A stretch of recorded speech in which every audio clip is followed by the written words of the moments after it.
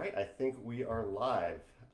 Here's the video right here. So I, as usual, I'm Jamey from Stonemeyer Games, and today I have a special guest. Our Director of Sales, Alex Schmidt, is dropping by. He dropped by to drop off a check, and I invited him to join the livecast because you all never get to talk to Alex. Yeah, So, hello. yeah. Alex is, like I said, our Director of Sales. He is here today for the full hour to answer any questions that you have about what he does, but just so you have an idea of what that is, Alex, why don't you give everyone a rough idea of what you do at Stonemeyer Games? Yeah, so a director of sales is in the case of Stonemeyer, is a very broad description. So I manage all of our relationships with retailers and distributors and localization partners. And alongside that, I also handle kind of managing all of our freight shipment and our our reprints, our print runs for what's going from China to the U.S. So I'm very familiar with all of the shipping crisis, and like my day to day is a lot of managing where containers are right now. In addition to that, I also manage a lot of our accounts receivable. So when distributors are paying us, I'm managing making sure those are showing up and letting them know if there's anything wrong with that. And Alex has been with the company for just over a year now. Mm-hmm. Yeah, I guess you had your 1 year anniversary. It was September of last year? September 1st, yeah. And prior to that, he worked for another friend of Stonemeyer Games, Greater Than Games, which is another St. Louis company. They handle our warehousing. You were just at their warehouse yesterday? On Monday. Monday, yeah. They have a pretty cool facility. They do, yeah. They got a new warehouse last fall, and so they're still doing a lot of upgrading it. But their entire office is there as well, and they always have their signature orange and teal paints. So their office is very, very notable when you come in. And then, like Stonemeyer Games, actually have an office. We all work from home. So it's me, Alex, and Joe work full-time. My co-founder, Alan, works a little bit here and there, but he has another full-time job.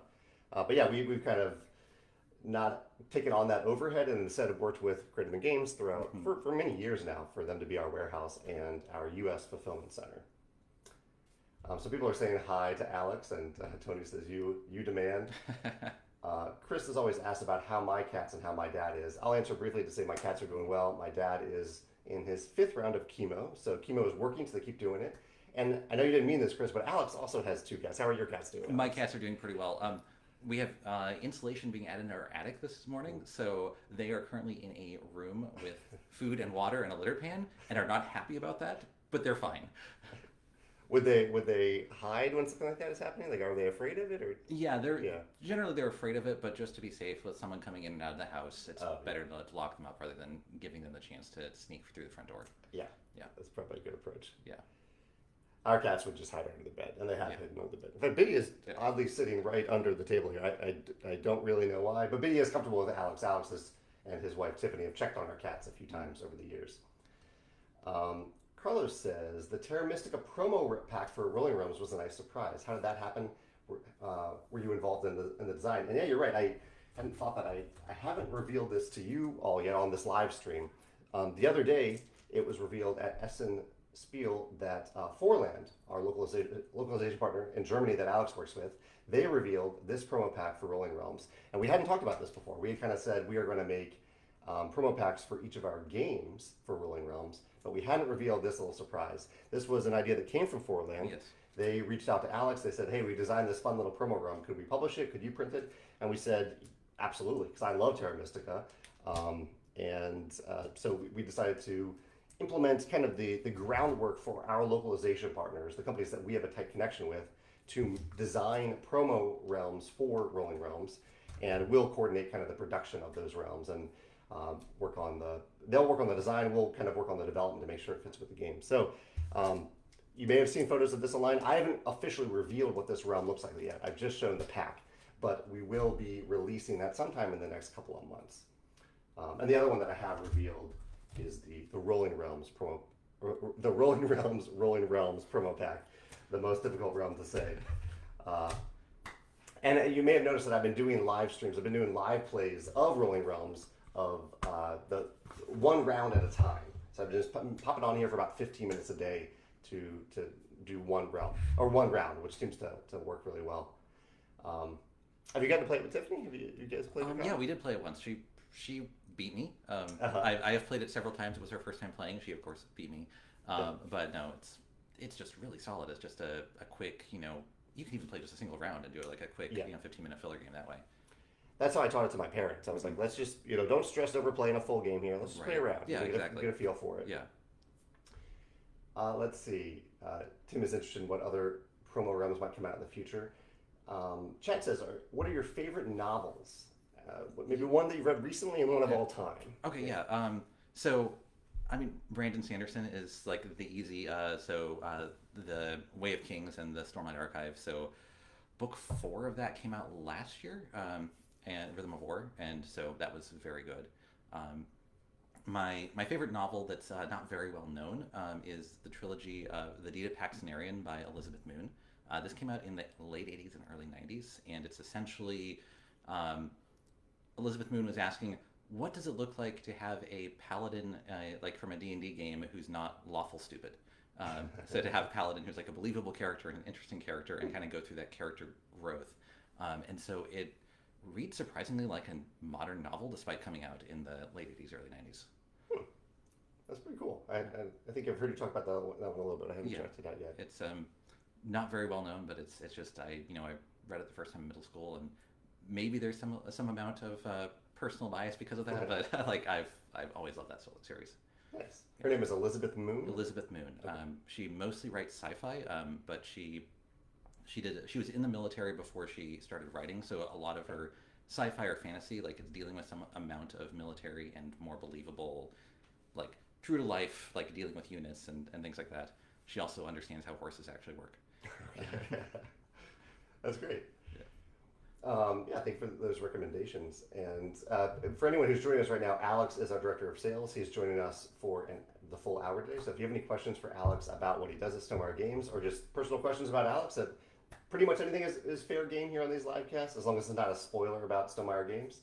There's some comments here about Dexter says that his cats get mad when they get shut in a room. They always want to help out with the workers when they come into the house.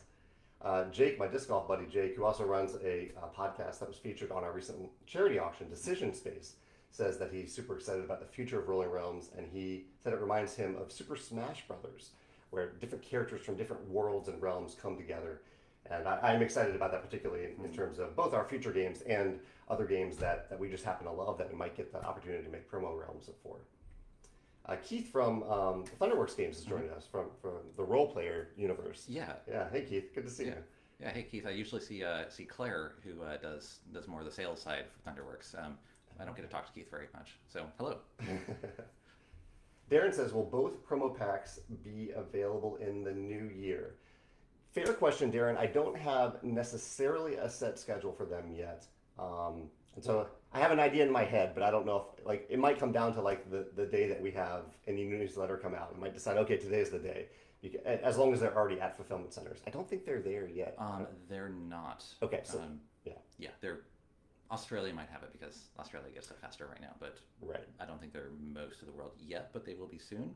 Okay. But I think we can safely say that in 2022, both packs come out. Yes. In 2022, definitely. I think that there's a chance that maybe one, maybe even two could be this year, but it really depends on shipping, and shipping is crazy right now. Covray is joining us. Covray was also featured on our recent charity auction. George says, are you still playing D&D? He must have seen this on your profile or something. Yeah.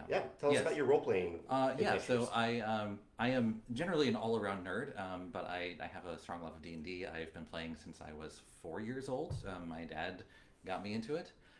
And yes, I am still playing D&D. I have 2 games that I'm playing right now, or I'm running right now. One is in person every other week with a small group I've been playing with for a couple of years. I DM that game, and then I have another one that I play with a few people online. Actually, a few people in the industry that I'm DMing for. That's also every other week. That will actually be this evening, 5:30 tonight. Okay. Yeah. Nice. So if I caught that correctly, you are DMing both of them. I'm DMing both of those games. Yeah. When was the last time you just got to play? It happens occasionally. I actually, not Dungeons and Dragons, but on Halloween, I am playing a Lord of the Rings RPG called The One Ring. They had a Kickstarter for a second edition, and I think the PDF books are out, but not the physical books yet.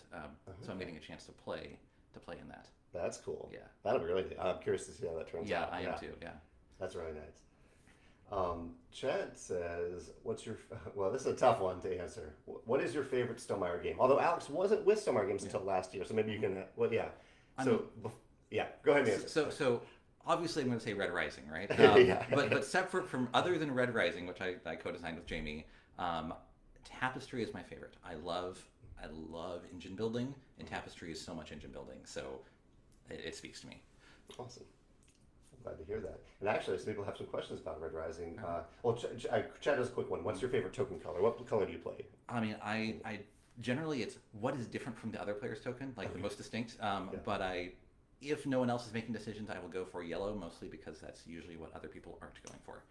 That's fair. But I know several other people who do the same thing, so it's actually a problem. Yeah. I appreciate that flexibility in a world of like me definitely wanting to play red if that is an option. Right.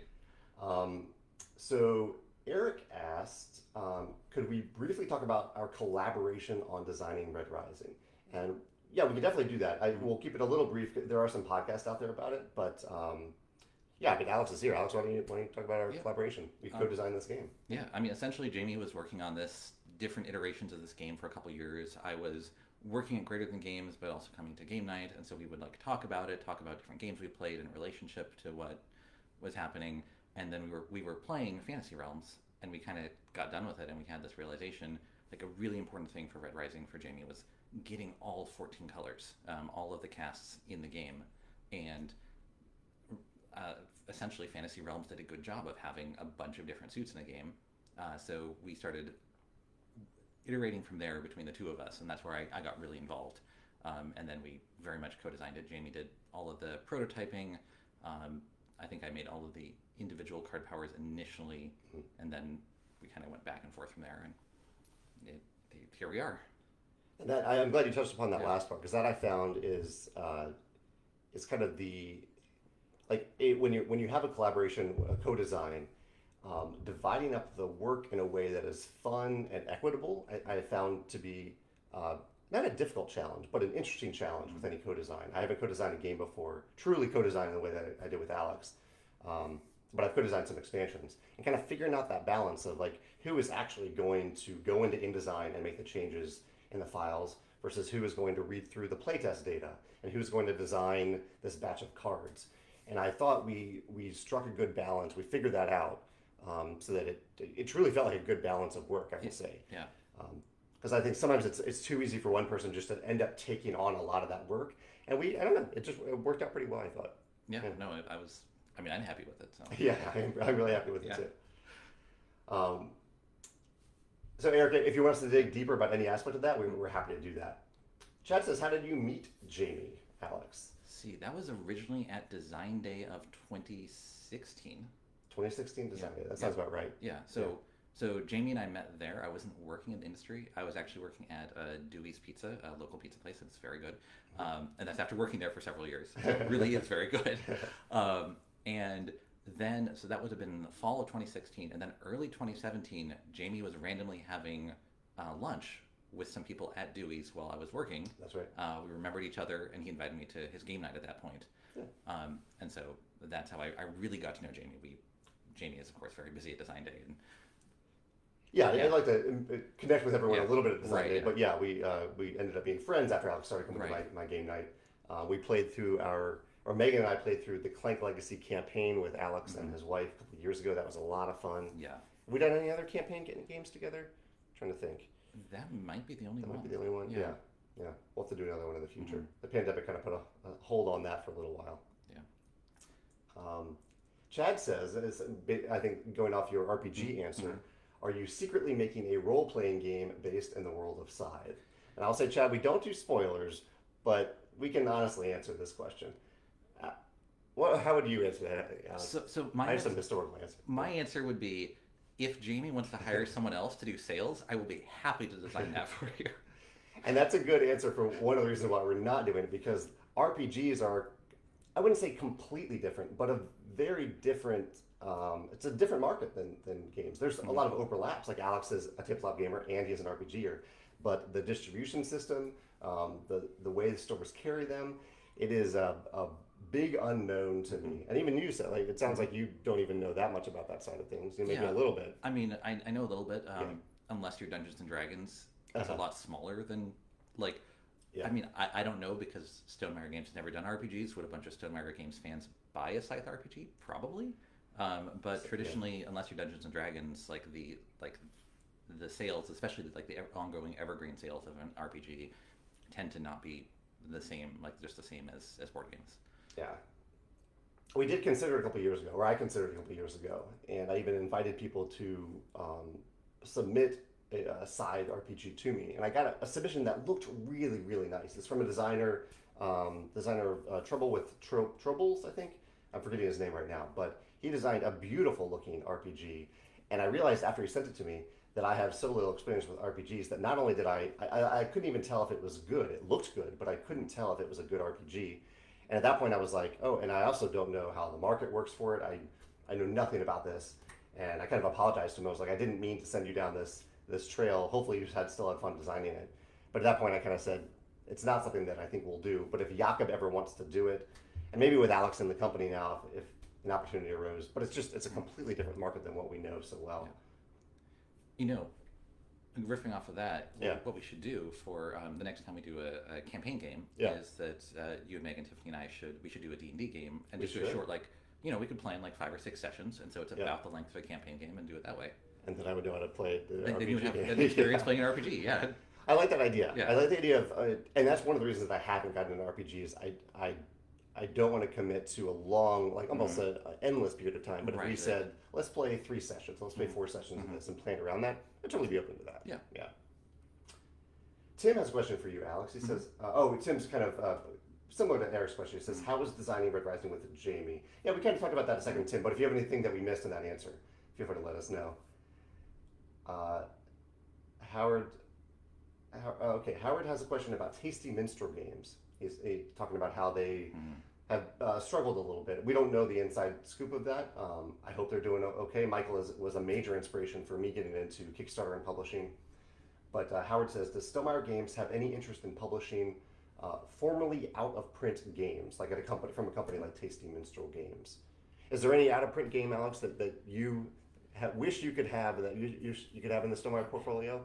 I'm asking Alex because this is... Right. Yeah, I mean that's tricky because like the Stonemeyer portfolio, like there are plenty of games that I absolutely love that don't necessarily fit in the Stonemeyer portfolio.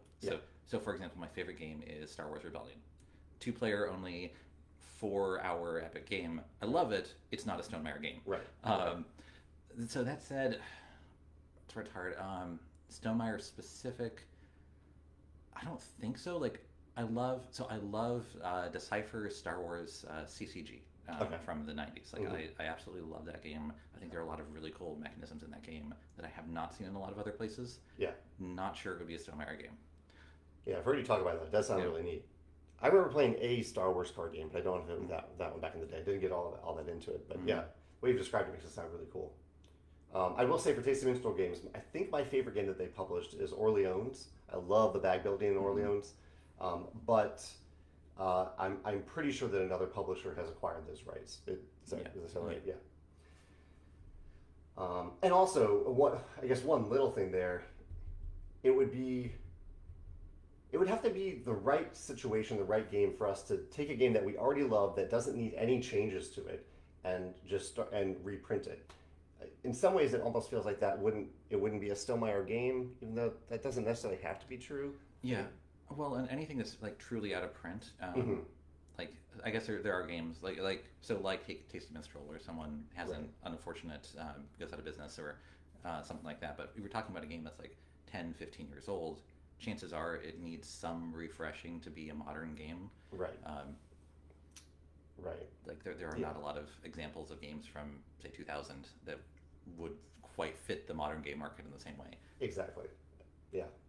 It's a good question, though. It's a fun question to think about. A lot of great games that have been published and aren't available anymore. Michael says, have you ever tried live action role playing? I have essentially never LARPed. I've done once or twice. I've done like very small, limited things, like in a person's house but I've never done like I know there are those like you go to a camp for a weekend and you have all of the gear and stuff like that, and like it looks cool. It's a lot of time and a lot of effort. It'd be fun to do, but I would want to do it once and have like someone help me out with what I need to do this and have this experience, and then cool, that's done. And I also have never done it. Yeah. Have you though? Have you given it a try? Did you have a good experience with it? Has anyone tried the LARP? Zach says, have you heard anything about the World Series of Board Gaming happening next year? He says they still have a few more games to be announced. Do you hope a Stonemeyer game will make the list? To my knowledge, there's no Stonemeyer game on that list. Our games aren't. So years ago, I ran a Euphoria tournament. I think this was before I knew Alex. It was right after Euphoria came out. It was like Geekway to the West. And I walked away from it, glad that we did it, hoping that people had a good time, but realizing that it just didn't feel like a Stonemeyer thing to do. Like, I want our games to be, I want people to have good competitive experiences while playing our games, but there was something about like the drive of winning a tournament that just didn't match with my design intentions, really, of people just having fun, maybe building something. If they win, it's great. If they don't win, they don't. That's great too. So I don't think they're really designed for tournament systems. I know sometimes there are like side tournaments that have been run and people have had good times with them, but it just isn't something that we pursued. I did see that I saw some buzz about Dune Imperium. I think they're in this tournament, and they're putting forth like $25,000 for the winner, which is really cool. Alex would be good at that. Alex has won most of the games of Dune Imperium he's played. I've still never won a game of Dune Imperium that I played. Yeah. I always feel like board games in a competition like that are really tricky because the more randomness or sometimes even just having a little bit of randomness is worse than having none. Yeah. But as soon as you're adding randomness to it, so like Magic the Gathering deals with it by having a 3-game match. Yes. And so randomness makes it harder. So I honestly think if you really wanted to do one of our games in tournament, the shorter the game, the better. Like, I could see, like, honestly, Rolling Realms or Red Rising might Rolling Realms could do it. Yeah, better just because you could play a couple of games in a 2 or 3 hour session. Right. Yeah. Rolling Realms might be the best case of it because while there is luck in it, it is equally distributed luck. Like, everyone has the exact same input. Red Rising is pretty close too, but it is several degrees separated from the level of or the lack of luck in Rolling Realms. Right. Yeah. And maybe someday. We'll see. Gavin has a question for both of us. He says, in what way would Red Rising have been different if you had designed it alone? That's an interesting question. Well, let me answer that first because I'll say that it probably wouldn't exist. I tried many times to design the game. It did not click until I had that connection with Alex and that we worked together on it. So it just wouldn't exist for me. Alex, how would you have run with it? If at that point I'd said, Alex, you seem excited about this. What would you do? Just one of the Fantasy Realms thing. Yeah, that's interesting. Or even Fantasy Realms aside, if you had just read the books. Oh, if I just read the books. Yeah. Like, I mean, if I was going Fantasy Realms and Stonemeyer games aside, I probably would have gone something that was a little bit more of a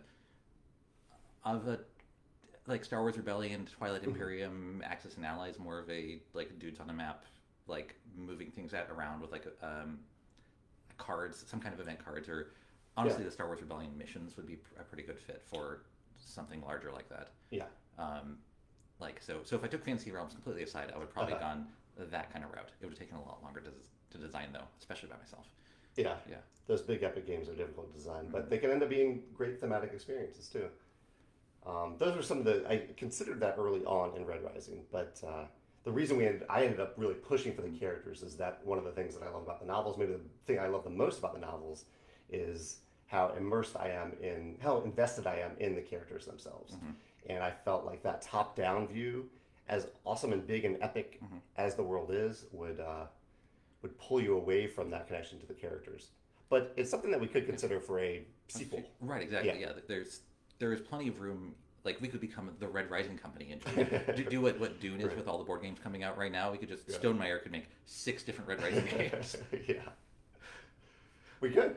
Yeah. Probably won't, but maybe we'll. We're definitely at some point. People have asked us, when are we going to think about what's next for Red Rising? And we've kind of said for a while that as soon as book 6 comes out, the final book in the second trilogy, we're going to read that and we're going to sit down and then talk about it. And then who knows what will come of that? An expansion might come out of it. A sequel might come out of it. I don't really know yet. I kind of want to see what happens in that book. Yeah, absolutely. There are rumors. It's not official, and we don't know. We have no inside scoop. Yeah, I don't have any inside scoop, but it's rumors is next summer. So next summer. I'm really hoping that it comes out next summer, and I can read it. Yes. I wouldn't mind. I kind of hinted at Pierce's agent that I wouldn't mind getting an advanced copy so we could start to work on it before then. Oh, that would be. But I think the chances of that are slim. I don't expect any favors from Pierce. Garden says, when will the random signed cards be back in stock? Good question, Garden. I think they're out of stock, at least on one of our web stores. I basically just need to sit down at some point and sign some more cards. I don't want to do it. I don't want to do it every time the cards go out of stock. And Alex actually signed some cards too. It isn't just me. He signed some Red Rising cards. I don't want to do it constantly, but every now and then I'll do it. So every now and then, because it does take a little bit of time, I'll sit down for a few hours, listen to a podcast or a show, and sign a bunch of cards.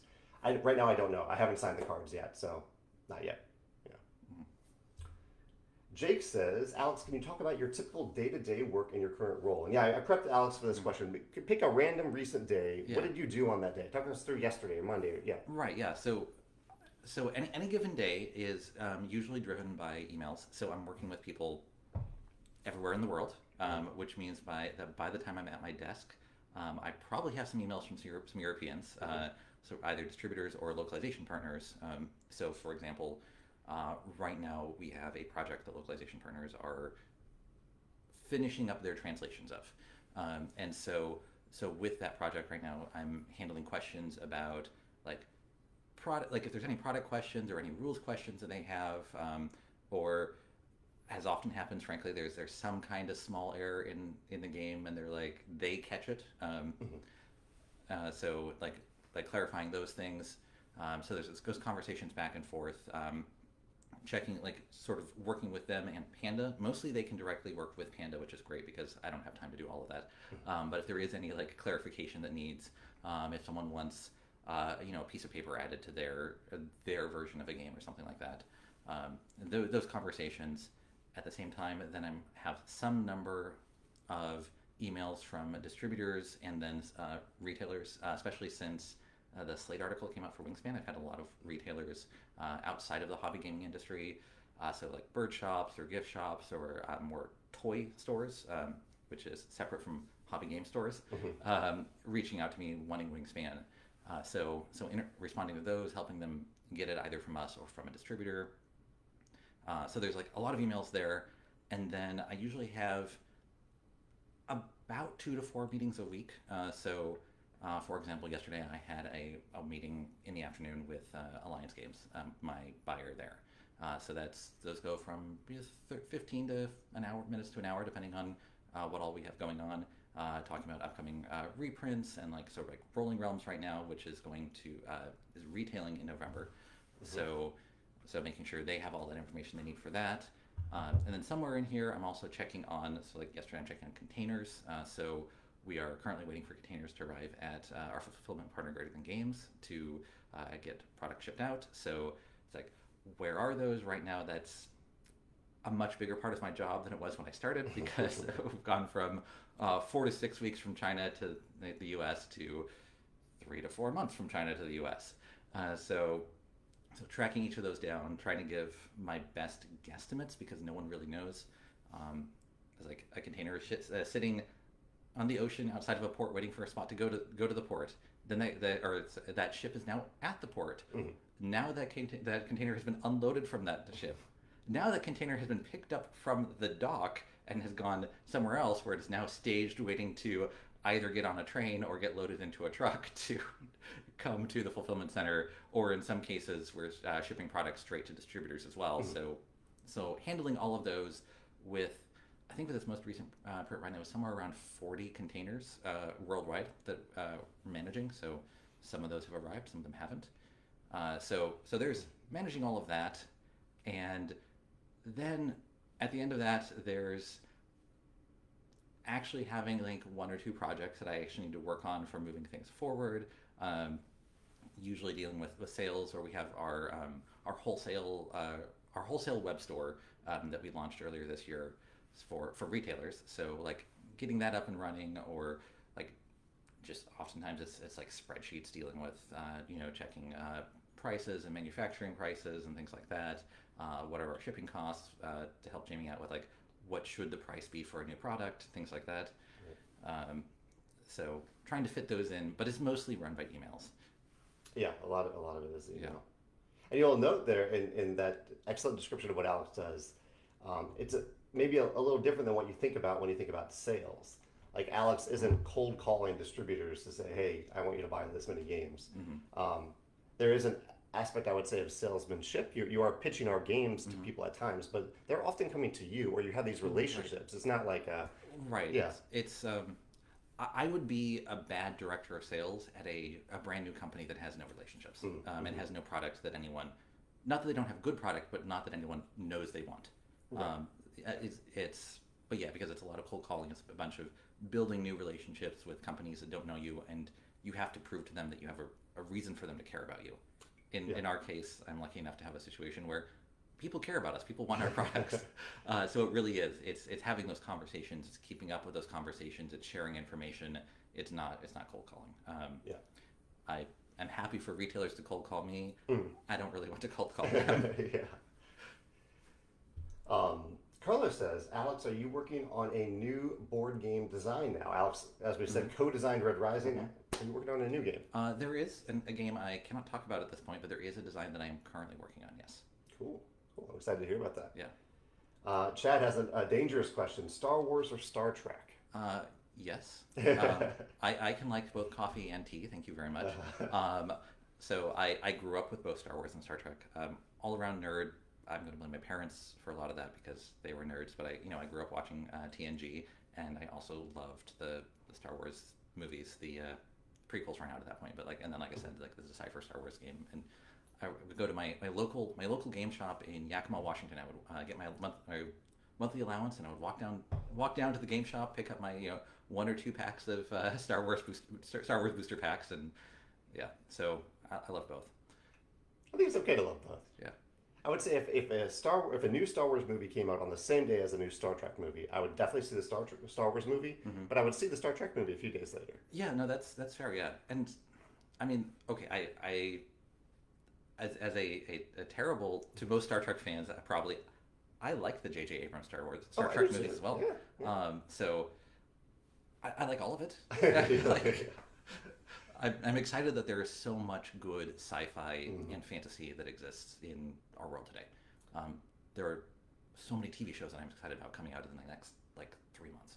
Well, the Dune movie comes out this Friday. Super excited about that. The Apple TV series Foundation. Have you checked that out? I have not seen it. It's really, really good. The production on it is incredible. What else are you doing? The Wheel of Time TV show Wheel is of coming Time, out next month. The second season of The Witcher TV show.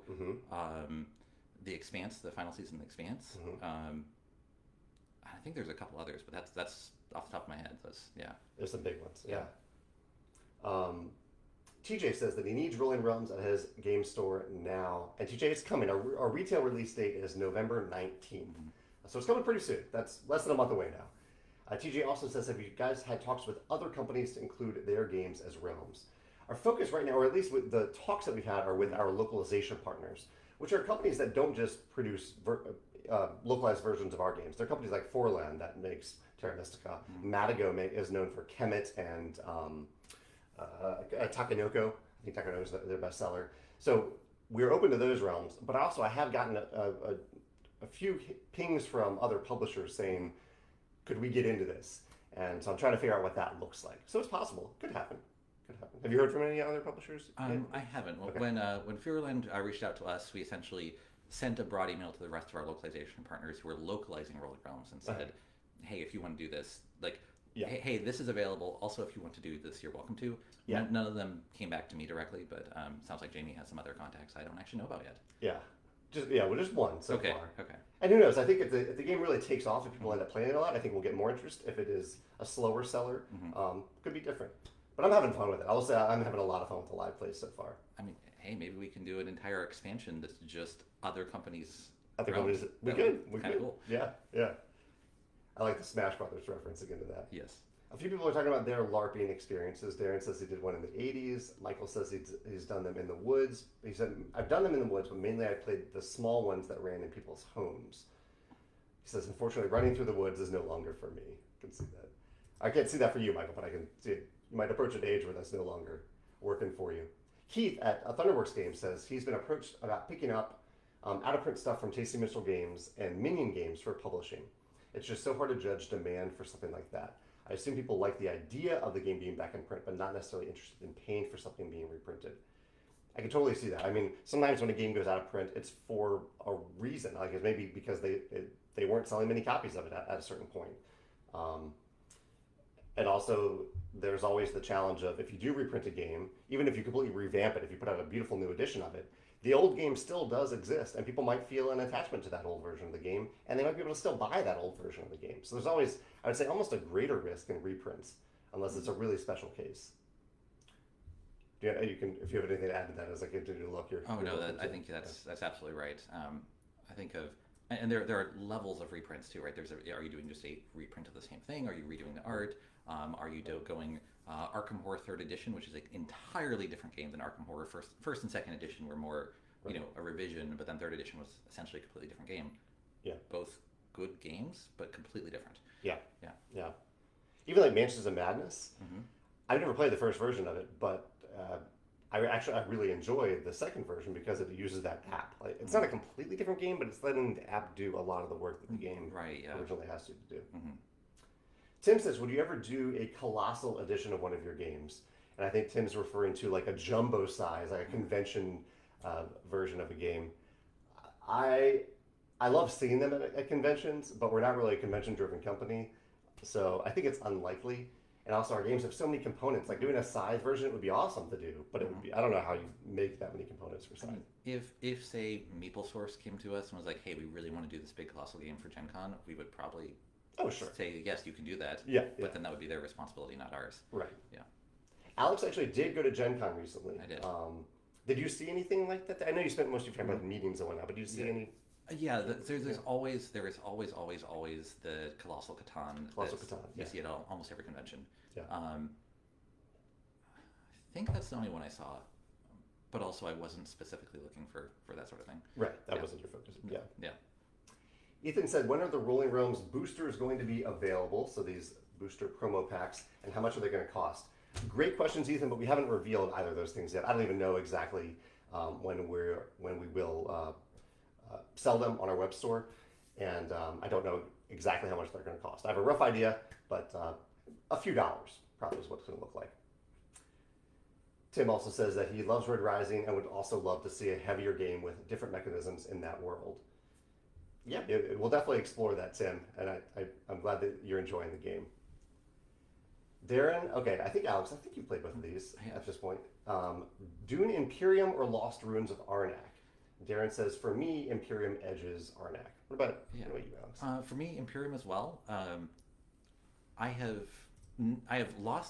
almost always won Dune Imperium. I have never won Lost Ruins of Arnak.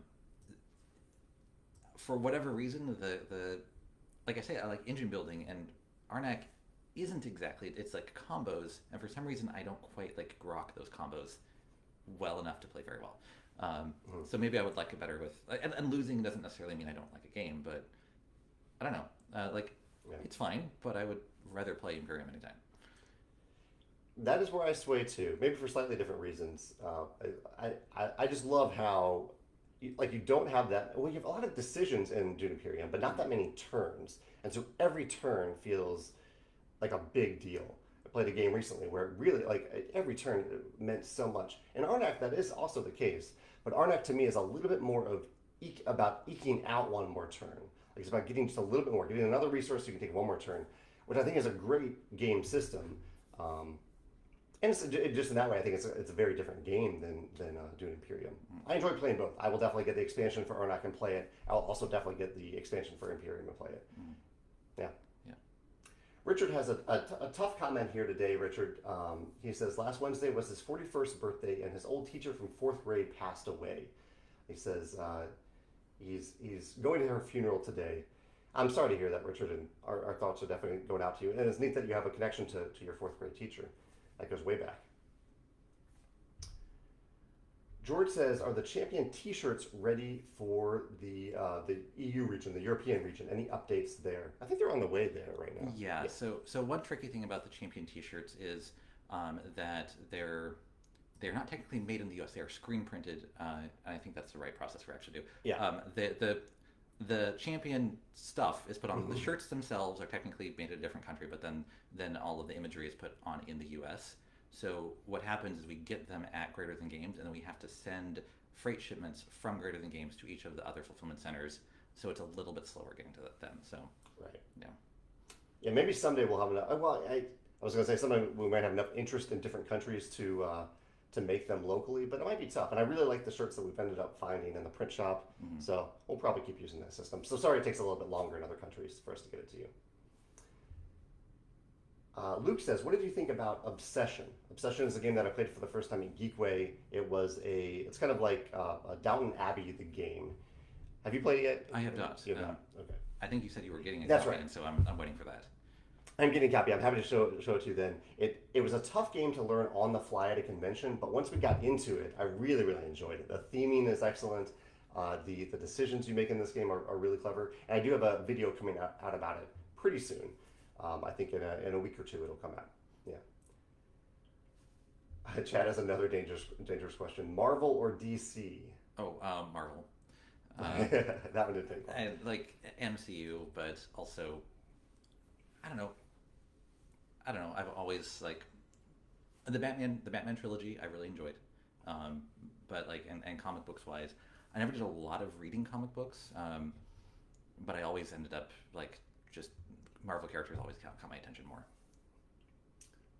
I'm the same way.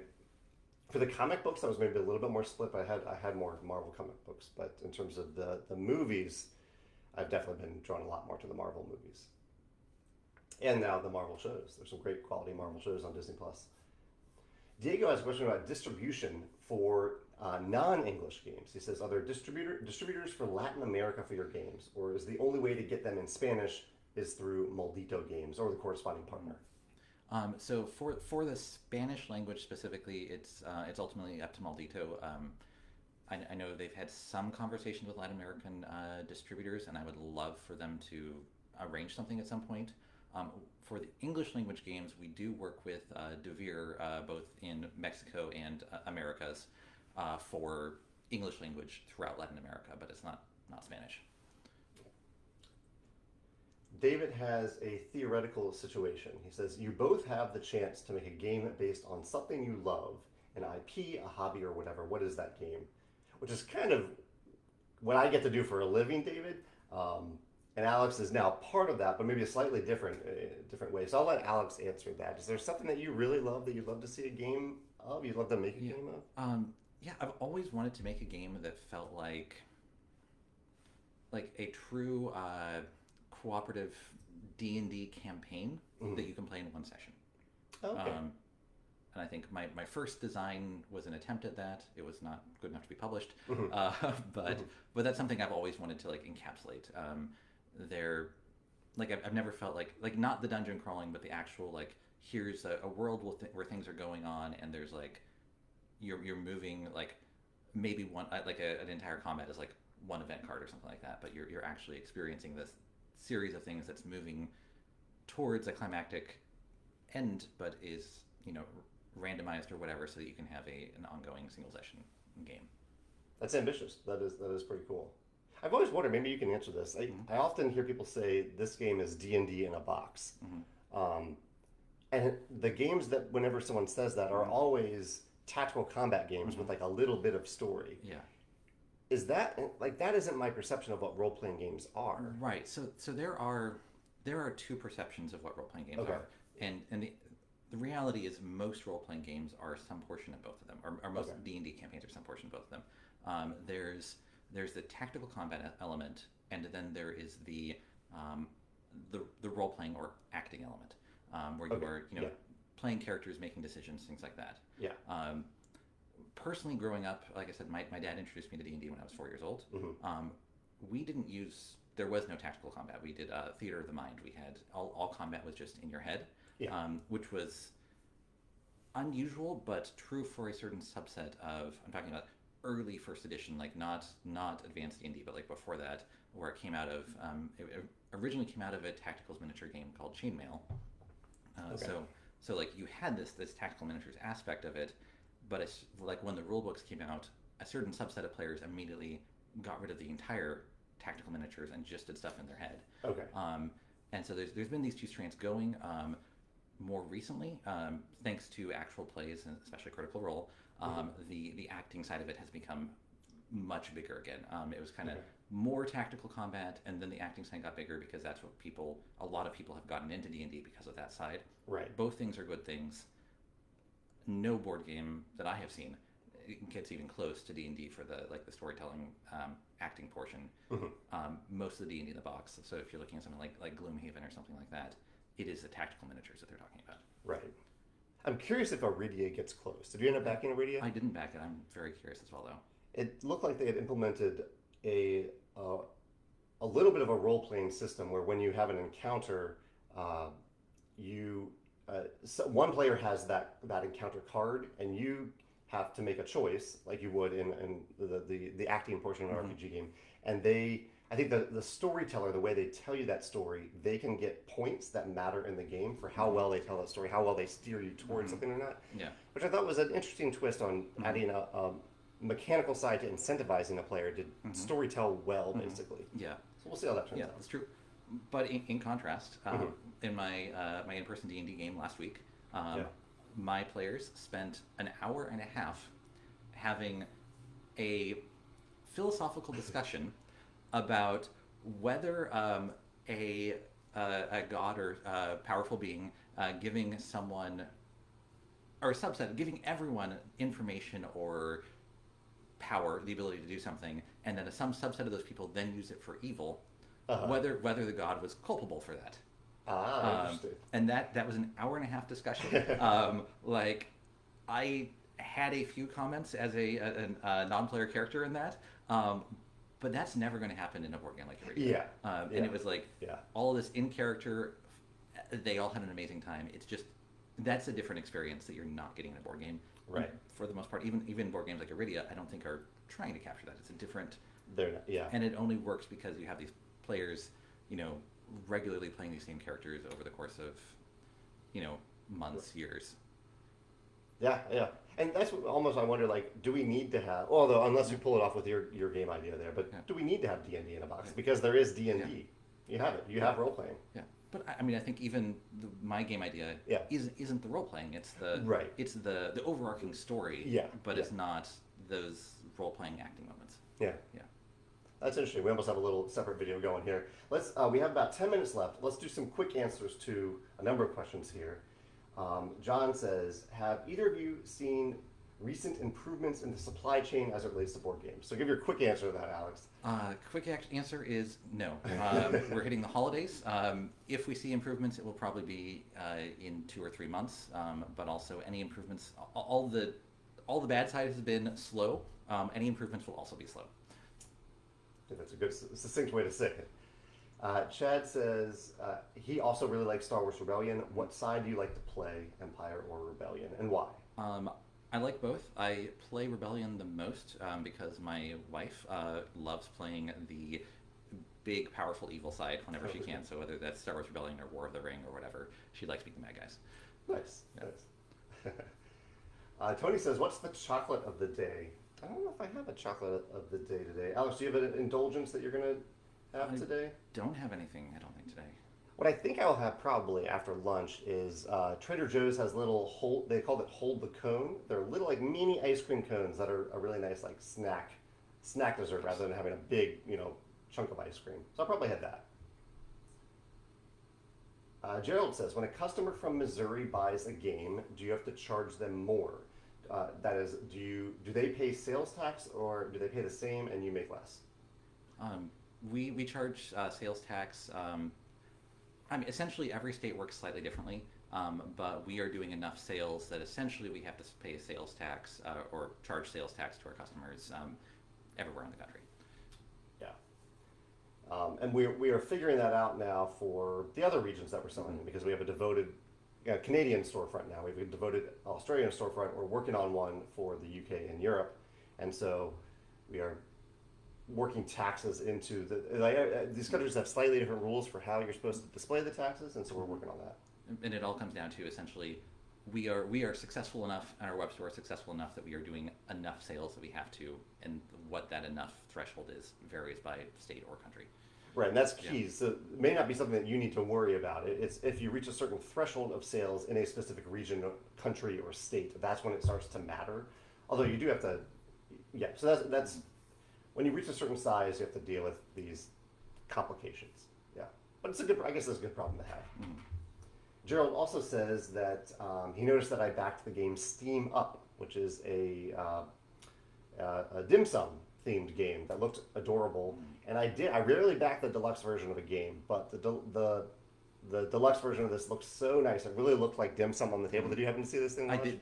Yeah. Did you see Tim's trailer for it? No, I didn't know that Tim did the trailer. Yeah, Tim did a. Okay. I saw it on his Twitter feed yesterday, I think. But I'll have to check that out. Yeah.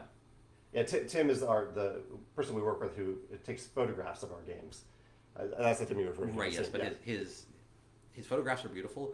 His YouTube, like his videos, video previews are amazing. Like, definitely check him out. That's Tim Chun, Chun. Okay, I'll have to check that out on his channel. Yeah, so I did back the deluxe version of that, and I'll have to check out this awesome trailer now too. John says, "What is your favorite Washington State sports team?" He says, "Go Yakima." Yakima. That's the town I grew up in in Eastern Washington. Okay. Favorite sports team is. I mean, probably the Mariners. My dad got really into the Mariners and Ichiro specifically in 2001 when they were the best team in baseball, except for they still didn't make it to the World Series despite having a record number of wins. Yeah. Ichiro was pretty amazing back then. Yeah. Even when he got old, it was still amazing. David asked about video, Walter. I'll expand this to all cats involved. Alex and Tiffany have two cats as well. He says, "Do your cats pay attention when you're playing games? Do they get in the boxes? They knock pieces off the table? Are they gaming cats? What about your cats? Do they pay attention?" Yes. Okay. Sometimes it's a problem. But yeah, we love inside the boxes, especially a standard 12 by 12 box, as that's perfect to curl up in for my smaller cats. And you have to be careful, or they will definitely steal pieces.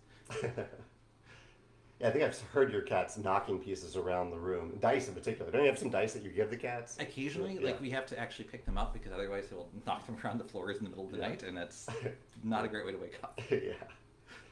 My cats are less interested in games now. They used to be. Biddy used to knock things off the table. Now sometimes he'll sit in the box, but he's a big boy. You can kind of see him behind here. He doesn't quite fit into most game boxes. And Walter just usually sleeps. Walter isn't back there today. Yeah. Tony just has a nice thing to say. He says, "Thank you guys for making our weekly game night better and better." Thanks, Tony. Yeah, thank you. Appreciate that. Tim says, "Did I check out that Bird Watcher Kickstarter?" Tim says, "I backed it for $1 just for the love of birds." I did check it out. It looks beautiful. I got a little note from the creator of it. Yeah, really, really beautiful game on Kickstarter right now. That is also bird themed. Very different game than Wingspan, but also bird themed. And I thought we had more comments, but I think we actually reached the end of it. So let me knock through a few quick topics here, Alex. I was going to ask Alex what he had played recently, but I know one of those answers because we played a Magic draft on Saturday. How did you think that went? Yeah, it was a lot of fun. That draft, I accidentally made 2 decks in the draft. Somehow got enough cards due to 4 different colors, and I think I was 3-2, 3 wins, 2 losses. 3-2, yeah. We played with the Kaldheim set, which I think came out last year. I can't even remember at this point. I bought the packs when the set came out, and we were in the middle of the pandemic, so we couldn't draft. But we had a 6-person draft the other day, and I also threw in another pack that I had left over from a previous set. Hence why we had extra cards. Alex is very good at Magic. You've gone undefeated in 1 or 2 of them. 1 or 2 of them, but I only play the drafts, and I didn't play before the drafts since the 90s. So I'm still kind of learning how to play again from the drafts. Jamey, in our game, Jamey had to help me with a couple of the rules that I didn't with the vehicles. The vehicles, yeah. I like the vehicles. Yeah, Alex had a vehicle that when you played it, it created 2 cat tokens, and those cats. This is your vehicle, right? Yeah. And the cats steered the vehicle. I love the theme on that vehicle. And the art, they look like Vivian Walter. They look like big fluffy cats, yeah. So we had fun with that. Did you play anything other than the RPGs? Did you play anything else in the last week? So I played Star Wars Rebellion last week. You did? Oh, okay. Yeah. So other than that, I don't think so. Who won? We called it, but I was about to win. You're about to win. I was about to Okay. win, yeah. Okay. How long are you guys able to get through it pretty quickly now? Or is it It was a 4-hour game. still 4 hours? Yeah. Okay. Yeah. Darren says, "Are you soccer fans? If so, which UK team do you support?" He says the only correct answer is Liverpool. Do you follow soccer at all? I don't really follow soccer, but going back to Washington State, the Seattle Sounders. There you go. Yeah. I am a lifetime soccer player and have followed soccer for a long time. I follow a few different UK teams. I do root for Liverpool. Salah is a lot of fun to watch. But I also have kind of rooted for Leicester after they had their amazing season. I have a Manchester United jacket, so I root for them when I wear that jacket. I'm all over the place with it, but I just love seeing good quality soccer, or football, as you say. Patrick says, as long as we're talking about Washington sports teams, what do you think about the color scheme of the Seattle Seahawks? He says, it took me a long time to accept that electric chartreuse. Do you have any things about their uniforms, Alex? I'm really excited whenever a sports team has a more unique color scheme. So many color schemes are the same. It's like how every high school's colors are like red, white, and black, or red, white, and blue. Whenever you have different colors, I'm excited. So I'm all about that. I will say that I am solidly against the Seattle Seahawks because they're in the same division as the team that I root for, the San Francisco 49ers. So I do like their uniforms, though. Darren says he hopes that we get to the UK someday to play a commander game of Magic the Gathering with us. That'd be great. Have you ever been to the UK? I have never been to the UK. I'm hoping that one of these years UK Games Expo will be an excuse for me to go. I think there's a good chance that'll happen. Yeah. Chad says, Alex, have you played Star Wars Outer Rim? And if so, what did you think? Yeah, I did play Outer Rim. I enjoyed it. I mean, it's not Star Wars Rebellion, but no, it was a lot of fun. It reminded me a lot of Firefly, the board game, but it felt like a little bit more fine-tuned. Like Firefly kind of felt all over the place, and Outer Rim's like more like really got the experience in the right time frame. Okay, that sounds good. I recently tried to play Firefly and set it up. I learned the rules, set it up. The setup took a long time because it has 13 different unique decks you have to shuffle. Yeah. Does the Star Wars game have 13 unique decks? I don't believe so, but I would have to look to know how for sure how many. Tim says, what's your favorite bird in wingspan for any reason? He says his is the North American cardinal. He also enjoys the penguin and the kookaburra. You're right, Tim, that isn't spelled right, but I don't know if I can spell it right off the top of my head. I think there's a double O in there for kookaburra. Do you have a favorite bird? In wingspan specifically? Oh, that's hard. Or anywhere. Yeah, I mean, like honestly, I always go for things like penguins are really cool. Anything that's more unique, which I feel like I'm probably committing some like terrible crime by saying that, but like I always like animals that look very unique compared to other animals. Yeah, I like the peregrine falcon. It's the fastest animal on Earth, and I was I was a sprinter in high school. I like speedy things. I like Dash and The Incredibles. I always like the fast character. I like the Flash, and so the peregrine falcon is my favorite bird. Darren says, which team will I be cheering for on Sunday when Manchester United takes on Liverpool? Darren, I know the correct answer is Liverpool, but I'm going to say Man U here. Got to go with Man U there. And I like Ronaldo. I think Ronaldo has consistently been one of the best players in the world for a long time, and he's fun to watch. I think we are at, let me see if there's any other quick topics that I wanted to cover. I'll be doing some more live plays for Rolling Realms in the near future, probably not for a couple days because I did 2 yesterday. I made a scheduling glitch and ended up having to do 2, not having to do, I had fun doing 2 of them yesterday. Didn't expect to do 2 of them, but I'll be back in a couple days to do more of those. I did a video about campaign games. We collected a bunch of data and some surveys about campaign games recently. That was my video this past week. Between Two Castles. Between Two Castles had its anniversary, its 3-year anniversary yesterday. And so feel free to celebrate the game if you'd like to join that anniversary celebration by playing the game and or the expansion over the next few days. You can post about it on social media or just have fun playing it. And anything else, Alex, that you wanted to add? I did some posts. My post on Monday was about random acts of freeness, and then the week before that I talked about spur of the moment marketing, in case you're interested in those topics. So Alex, why don't you close it out here? Anything that you want to add or say to everyone? Anything that's been on your mind recently? I mean, nothing specifically, but thank you all for having me. This has been a lot of fun. Thank you for putting up with a half-an-hour conversation about D&D. Thank you, and I'm happy to come back at some point if we have more questions. You are absolutely always welcome. So thank you for joining us today. Alex, thank you all for joining me as usual. And also, as usual, I'll put this video up on YouTube. So if you have any thoughts or questions afterward, head over to the YouTube video. That's where we'll get updates for those comments. All right, take care. Have a great week. Bye.